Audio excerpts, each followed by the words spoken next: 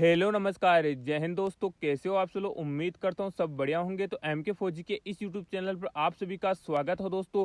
जय हिंद के साथ आप सभी शुरुआत करेंगे हमारे कमेंट सेक्शन में। तो दोस्तों तैयार हो जाए एक और ऑफलाइन वैकेंसी की। जी हाँ साहिबान, ये परमानेंट वैकेंसी आपकी रहने वाली है।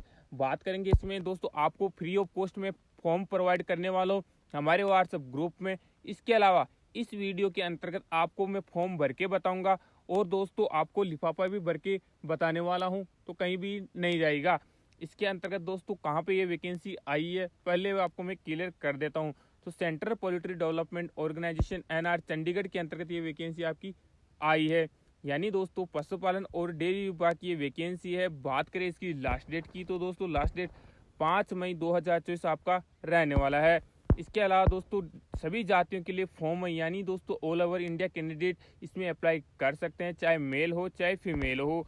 इसके अलावा दोस्तों आगे के हम चलते हैं तो इसकी वैकेंसी की डिटेल के ऊपर चलेंगे। लेकिन साहिबान, अगर आपने अब तक एफसीआई मुंबई यानी फूड डिपार्टमेंट मुंबई के अंतर्गत का जो ऑफलाइन फॉर्म आया है वो चेक नहीं किया, तो वो भी जाके चेक कर लीजिएगा। उसमें भी दोस्तों एक परमानेंट वैकेंसियाँ आई हैं जो 16 पदों पर आई है। अभी दोस्तों इनकी जो वैकेंसी है उसका वीडियो मैं बता देता हूँ कि इसमें 8 टोटल पोस्ट इसमें रहने वाली हैं, जिसके लिए दोस्तों आपकी एज 18 साल से 27 साल होनी चाहिए।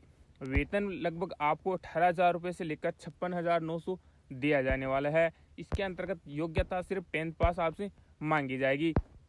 इसके अंतर्गत आपको और क्या क्या करना होगा वो आपको जानकारी मैं दे देता हूँ। तो आपको दोस्तों 30/4/2024 से पहले पहले आपका दोस्तों जो एड्रेस पता है उसी एड्रेस पते पर पहुंच जाना चाहिए। हालांकि मैं आपको लिफाफा भी भर के बताऊंगा कि किस प्रकार ये आपको एड्रेस लिख के लिफाफे पर आपको भेजना होगा। इसके अंतर्गत कौन कौन से डॉक्यूमेंट्स रहेंगी, उसके अलावा आपको और क्या क्या एक्स्ट्रा बेनिफिट्स करने हैं वो भी इस जानकारी में इसी वीडियो में देने वाला हूँ। लेकिन एक बार हम चल लेते हैं इसके ऑफलाइन फॉर्म पर कि आपको फॉर्म किस प्रकार भरना है। ऑफलाइन फॉर्म भरने के बाद में मैं दोस्तों लिफाफा भी भर के बता दूंगा। तो दोस्तों अभी चलते हैं। सबसे पहले आपको दोस्तों एक पेज का pro forma for application for the post of poultry attendant का ये परफॉर्मा मिलने वाला है, जो मैं आपको फ्री ऑफ कॉस्ट हमारे व्हाट्सएप ग्रुप में प्रोवाइड कर देने वाला हूँ। इसके अंतर्गत आपको करना क्या है, सबसे पहले तो आपको फ़ोटो पेस्ट करना है दोस्तों। फ़ोटो पेस्ट करने के बाद उसको सेल्फ अटेस्ट करना है, यानी सारे डॉक्यूमेंट्स इसमें सेल्फ अटेस्ट करके ही मांगे गए हैं दोस्तों। यानी इसके ऊपर आपका सिग्नेचर कर देना है। उसके बाद में पूरा नाम यानी आपका नाम लिखना है बड़े अक्षरों में दोस्तों। आपका नाम ही नहीं, पूरा फॉर्म ही आप ब्लॉक लेटर के अंतर्गत ही भरिए, ताकि दोस्तों अगले वाले को जो पढ़ने वाला कैंडिडेट होगा उसको समझ में अच्छे से आ जाएगा। फुल नेम आपका लिखने के बाद आपके पिताजी का नेम इन्होंने मांगा है, तो पिताजी का नाम भी आपने ब्लॉक लेटर में भर दिया है। उसके बाद में जन्म तिथि यानी आपकी 10th की मार्कशीट में जो भी डेट ऑफ बर्थ है वो आपको यहाँ पे लिख देनी है। राष्ट्रीयता के अंतर्गत नेशनलिटी आपकी क्या रहने वाली वो आपको यहाँ पे भर देना है। उसके बाद में धर्म यानी आपका धर्म कौन सा है, हिंदू है मुस्लिम है, उसकी जानकारी आपको देनी है। उसके बाद में आपकी कास्ट कौन सी है दोस्तों, कास्ट जैसे ओबीसी हो गई, जनरल या ईवीएस, जो भी आपकी कास्ट है वो यहाँ पे आपको भर देनी है। उसके बाद में नंबर 7 कॉलम थोड़ा इंपॉर्टेंट है दोस्तों। इसमें पूछा गया आपका घर का पता, पिन कोड या मोबाइल नंबर या ईमेल आईडी सहित यहाँ पे आपको डालना है। मैंने दोस्तों विलेज डाल दिया, पोस्ट डाल दी, पिन कोड भी डाल दिया था, डिस्ट्रिक्ट डाल दिया, लेकिन एक छोटी सी गलती यहाँ पे कर दी है। आप हमें कमेंट बॉक्स में पिन करके बताएं कि मैंने यहाँ क्या गलती की है। इसके अलावा दोस्तों 9th नंबर कॉलम के अंतर्गत भी सेम आपको यही एड्रेस कर देना है, यानी आपका जो कम्युनिकेशन का एड्रेस क्या रहने वाला, तो यह एड्रेस आप पिन कर सकते हो। उसके बाद में दोस्तों 9th नंबर कॉलम के अंतर्गत इसके अंतर्गत बोला गया कि आपकी जो एजुकेशन क्वालिफिकेशन है वो क्या है, उसकी जानकारी आपको देनी है।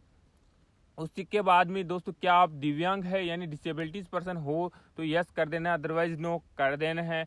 अनुभव यदि आपके पास है, एक्सपीरियंस किसी भी फील्ड से रिलेटेड, तो आपको यस कर देना है और उसकी जानकारी दे देनी है, अदरवाइज यहाँ पे भी नो कर देना है। उसके बाद में दोस्तों लेफ्ट साइड में यहाँ पे तारीख और दोस्तों प्लेस पूछा गया है, तो तारीख और प्लेस यहाँ पे आपको कर देना है, यानी डेट डाल देनी है और आपको प्लेस का नाम लिख देना है। उसके बाद में आवेदक के हस्ताक्षर यानी सिग्नेचर ऑफ कैंडिडेट और उम्मीदवार का नाम आपको बताना है। तो जो भी कैंडिडेट फॉर्म भर रहा है वो खुद के राइटिंग से ही दोस्तों एप्लीकेशन फॉर्म को भरना है दोस्तों, ये जानकारी आप थोड़ा सा नोट कर लीजिएगा। उसके बाद में चलते हैं दोस्तों हम लिफाफे के ऊपर। तो लिफाफा इन्होंने 2 मांगा, यानी एक छोटा लिफाफा भी इन्होंने मांगा है, तो आपको बड़े वाले लिफाफे के ऊपर लिखना है। Application for the post of attended. आगे दोस्तों कैटेगरी लगा के आपकी जो भी कैटेगरी है OBC, general, EVS, SC, ST, वो यहाँ पे आपको लिख देनी है। उसके बाद में 2 लगाकर दोस्तों central poultry development organisation NR industrial area phase 1 Chandigarh. आगे दोस्तों पिन कोड लिख देना है जो 1602 लिखा है वो। उसके बाद में सेल्फ एड्रेस के अंतर्गत आपका खुद का एड्रेस यहाँ पे आपको डालना होगा। इसके अंतर्गत दोस्तों आपका district, state, pin code number, mobile number, ये सारे आपको मेंशन करने हैं। उसके अलावा दोस्तों जो छोटा वाला लिफाफा आप भेजना है उसके ऊपर भी आपका सेल्फ एड्रेस 2 लगा के लिख के इसी लिफाफे में डाल के आपको भेजना है। उसके ऊपर डाक टिकट आपको नहीं लगाना। इसके अलावा दोस्तों आपको जो डॉक्यूमेंट्स रहने वाले हैं इम्पोर्टेंट, वो आपको मैं बता देता हूँ कि कौन कौन से डॉक्यूमेंट्स आपके इम्पोर्टेंट रहने वाले हैं। तो जो भी एजुकेशनल सर्टिफिकेट है वो आपको भेजने हैं। जन्म प्रमाण पत्र के लिए 10th की मार्कशीट आपको भेजनी होगी। मूल निवास और जाति का प्रमाण पत्र, आधार कार्ड, वोटर आईडी की फोटोकॉपी आपको भेजनी है। एक अतिरिक्त पासपोर्ट साइज की फोटो भी आपको उसी लिफाफे में डालकर भेजनी है। दोस्तों किसी संस्थान या फार्म में पशुपालन का 1 वर्ष का अनुभव प्रमाण पत्र आपके पास है तो वो भी आपको इसमें भेज देना है। इसके अलावा इम्पोर्टेंट जानकारी और बता देता हूँ कि यानी केवल चयनित आवेदकों को ही दोस्तों परीक्षा और साक्षात्कार के लिए बुलावा पत्र जारी किया जाएगा। यानी दोस्तों जो शॉर्ट लिस्ट कैंडिडेट होगी उन्हीं को एडमिट कार्ड के लिए यानी आगे की परीक्षा या जो भी होगी उसके लिए बुलावा दिया जाएगा। इसके अंतर्गत साफ साफ लिखा है कि दोस्तों आवेदन पत्र के सभी कॉलम स्पष्ट और अंग्रेजी के बड़े अक्षरों में भेजना है। दोस्तों जानकारी अगर अच्छी लगी तो दोस्तों लाइक सब्सक्राइब जरूर कीजिएगा ताकि हमारी मेहनत भी आगे के लिए रंग लेकर है। तो कैसा लगा वीडियो बताइएगा जरूर। फिलहाल इतना ही। जय हिंद,